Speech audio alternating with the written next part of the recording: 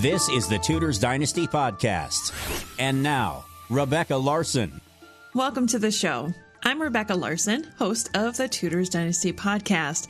And because I'm currently in my off season, today's episode is a shorter supplemental one on JaneSeymour as the other lady in Henry VIII's life. To help me with the male voice parts of this episode, historian, author, and presenter Matthew Lewis offered to help, and I am so grateful to him.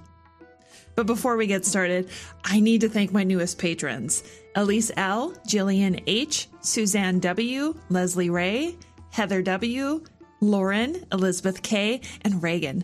Thank you so much for your support, and thanks as well to all of you who are existing patrons. Your support means the world to me. Now, if you're listening to this and you'd like to become a patron, you can do so by going to Patreon. That's patreon.com/Tudors Dynasty and click Become a Patron. Right now, patrons receive early access to lessons on my Tudor course, as well as being eligible to win my monthly patron gift giveaways.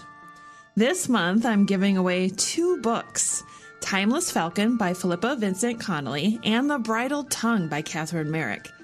Now, it's nearly the end of June, so one lucky patron will receive these 2 books as a special thank you. If you want an opportunity to be able to get these books, be sure to sign up as a patron before the end of June.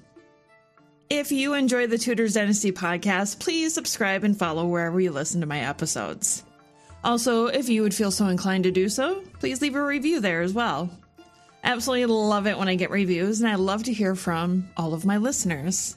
If you'd like to reach out to me to chat on one of the subjects of my show, or just to say hi, you can do so on Facebook, Twitter, or Instagram.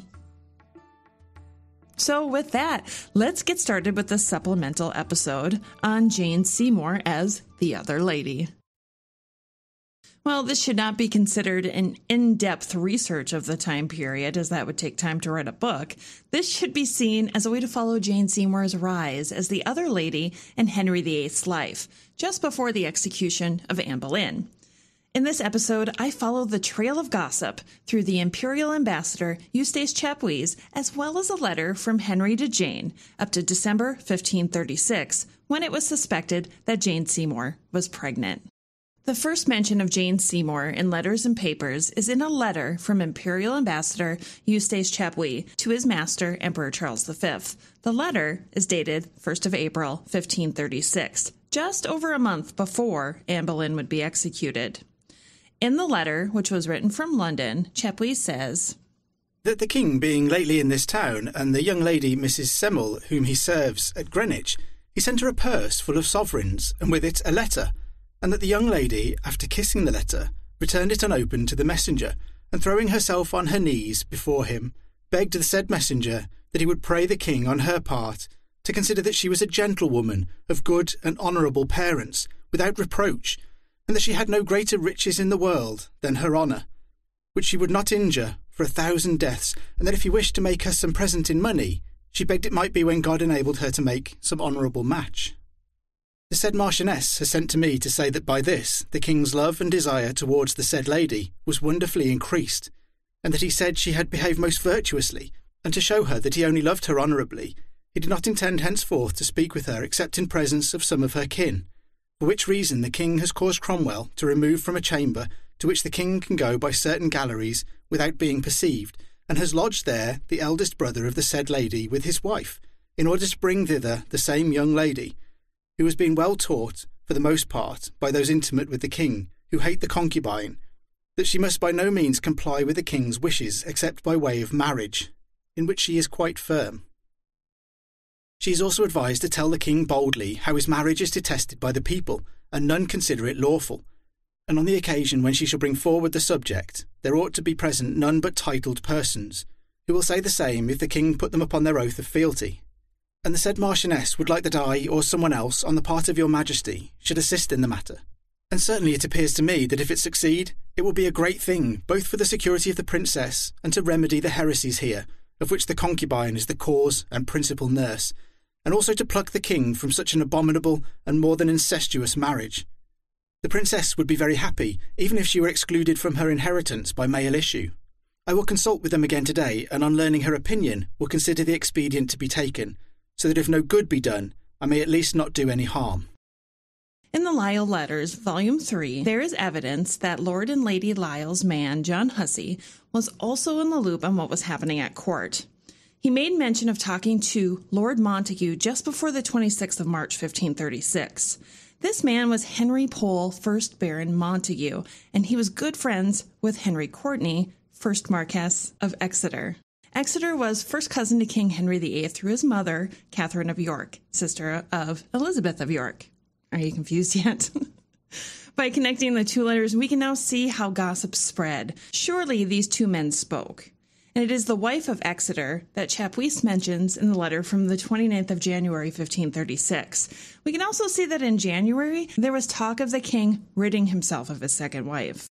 Some days ago, I was informed from various quarters, which I did not think very good authorities, that notwithstanding the joy shown by the concubine at the news of the good queen's death, for which she had given a handsome present to the messenger, she had frequently wept, fearing that they might do with her as with the good queen. This morning I have heard from the lady mentioned in my letters of the 5th of November, and from her husband, that they were informed by one of the principal persons at court that this king had said to someone in great confidence, and as it were in confession, that he had made this marriage seduced by witchcraft, and for this reason he considered it null, and that this was evident because God did not permit him to have any male issue, and that he believed he might take another wife, which he gave to understand that he had some wish to do. The thing is very difficult for me to believe, though it comes from a good source. In that letter from November 1535, Chapuis referenced the Marchioness of Exeter, so we can prove that they often spoke to one another.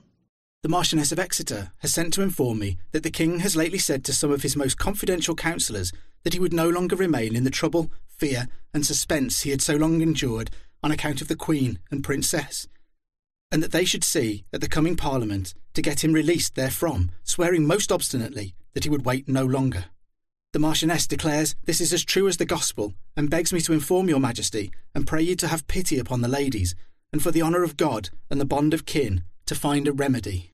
It was on the 10th of February that we hear about Anne Boleyn's miscarriage and another mention of JaneSeymour by Chapuis. Of course, Seymour meaning Seymour. On the day of the interment, the concubine had an abortion, which seemed to be a male child, which she had not borne 3.5 months, at which the king had shown great distress.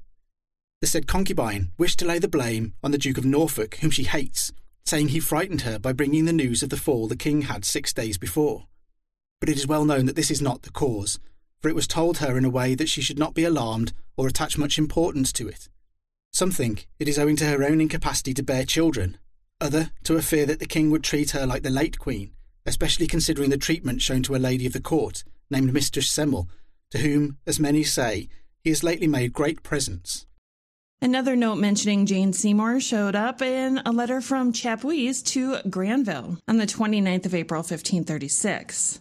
He continually counsels Mrs. Seymour and other conspirators, pour lui faire un venu, and only 4 days ago he had some persons of the chamber sent to tell the princess to be of good cheer, for shortly the opposite party would put water in their wine, for the king was already as sick and tired of the concubine as could be, and the brother of Lord Montague told me yesterday at dinner that the day before the Bishop of London had been asked if the king could abandon the said concubine, and he would not give any opinion to anyone but the king himself.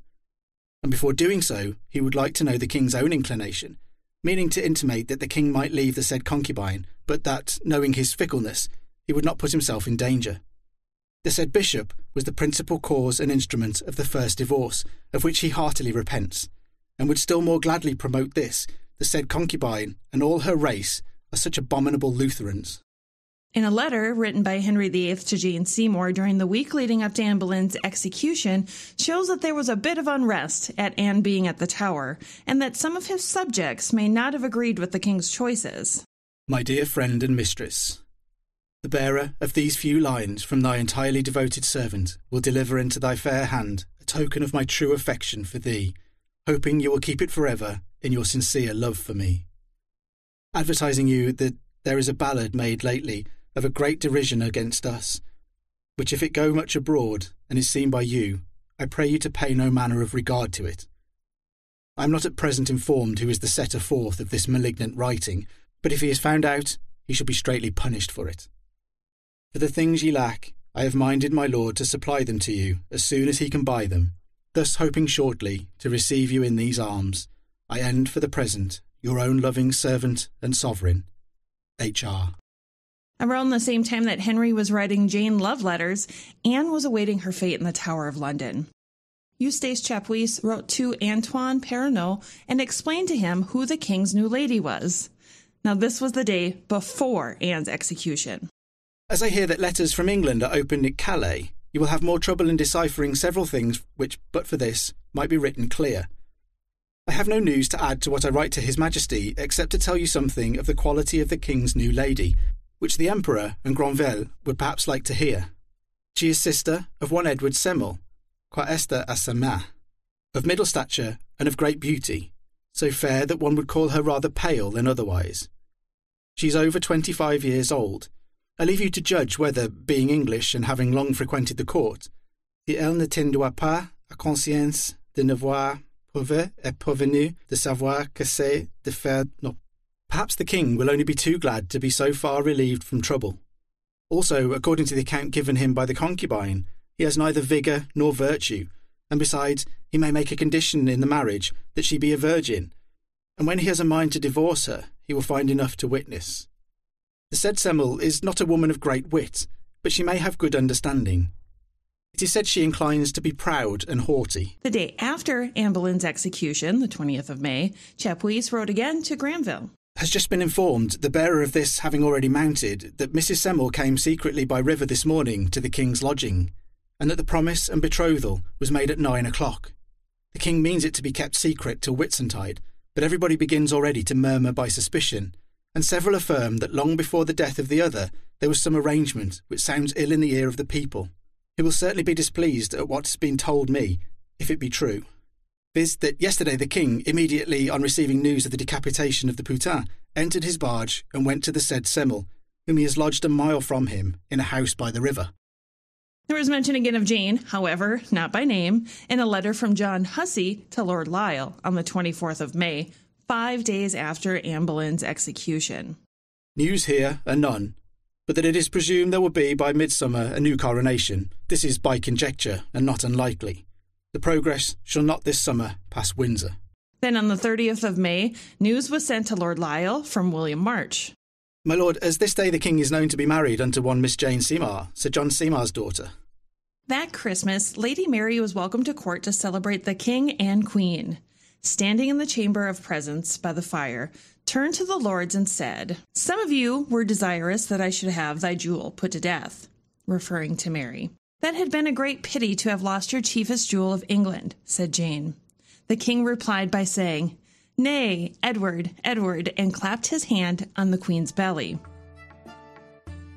If there's something that we can take from this, is that court gossip spread quickly. There would always be opposing sides, and it seems evident here that Jane caught the king's eye early. But how early, we may never know.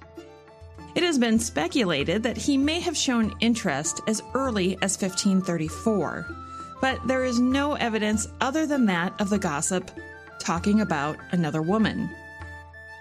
Then there was the summer progress of 1535, and many believe the king stopped at Wolf Hall to see Jane. There is no evidence that she went on that progress. It was with all of this in mind that I wanted to put this piece together, and I hope it taught you something that you didn't previously know.